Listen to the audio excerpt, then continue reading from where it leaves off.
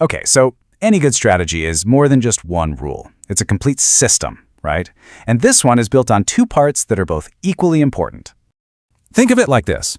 First, you've got bet selection. That's the what. Are we betting on player or are we betting on banker? And second, you have the bet amount. That's the how much. A solid plan has to answer both of those questions. We're going to tackle them one at a time, starting with bet selection. Let's get right into it. The first piece of the puzzle, bet selection. The whole system is built around this simple little pattern called SSO, and it's basically the engine for every single decision we make. SSO, it just stands for same, opposite. And really, the main strategy is incredibly simple. Your default move is to always bet the same as whatever won the last hand. You're just riding the streak. That opposite part, it only comes into play when very specific things happen, and we'll get to those in a minute. So here's the basic loop. First hand, you just watch. No betting. After that, your job is easy. Bet on whatever just won. If player won, you bet player. If you win that bet, guess what? You bet player again. Now what if you lose because banker won? Your very next bet is on banker. You're always following the winner. Let's look at this on a scorecard. So, the first outcome we see is player. That means our next bet is on player. And look, we win. The last result was player, so we bet player again. And we win again. See how that works? As long as we keep winning, we just keep betting down that same column following the streak. But streaks don't last forever. So what happens when that simple flow breaks down and you start losing? This is where the system gets really interesting and introduces some very specific rules. Now, this is a crucial point. A single loss doesn't change a thing. You just follow the new winner, right? But 2 losses in a row, that's like the system's alarm bell going off. It's a signal that just following the trend isn't working, and it's time to take a little detour. Okay, watch this closely. Let's say we bet on player, but banker wins. That's loss number 1. So following the rule, we now bet on the new winner, banker, but player wins. That's loss number 2. See?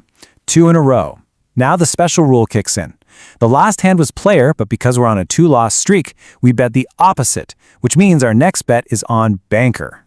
So what happens if that opposite bet also loses? Well, hitting 3 straight losses is kind of like the emergency brake. The system basically says, okay, this shoe is way too choppy, the SSO pattern is failing, and that forces a complete pattern change to something different called SOO, or same, opposite. So now we have our rules for what to bet on. Let's get to the second half of the system, money management. How much do we actually put on the table? This system uses a betting series, which is just a fancy way of saying you have a pre-planned list of bet amounts, and you always start at level 1. For our example, we'll say that's a simple $5 bet.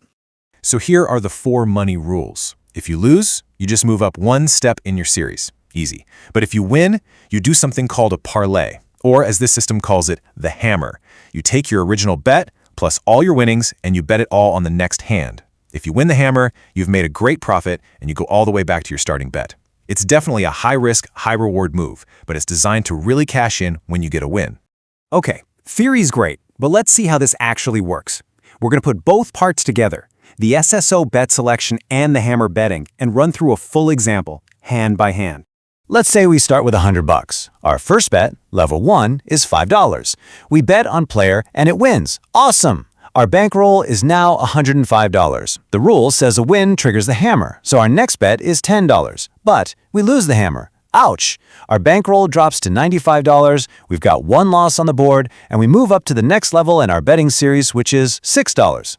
So we bet our $6 following the last winner, but we lose again. Our bankroll dips to $89. And that's our second loss in a row, which means we trigger the bet opposite rule. The last winner was player, so we bet $7 on banker, and we lose again. That makes 3 losses in a row. And there it is. That's the final trigger. With 3 straight losses, the system just assumes the SSO pattern is not the right fit for this shoe. At this point, you ditch SSO completely and start playing by the rules of that alternate SOO pattern. I know that was a lot of if this, then that. So let's just boil this whole strategy down into one simple visual guide that puts everything you need to know on a single page. This chart right here is basically your cheat sheet. It tells you exactly what to do no matter what happens. You get a win, you bet same, and go for the hammer. You get 2 losses, you bet opposite, and 3 losses, time to switch the whole pattern.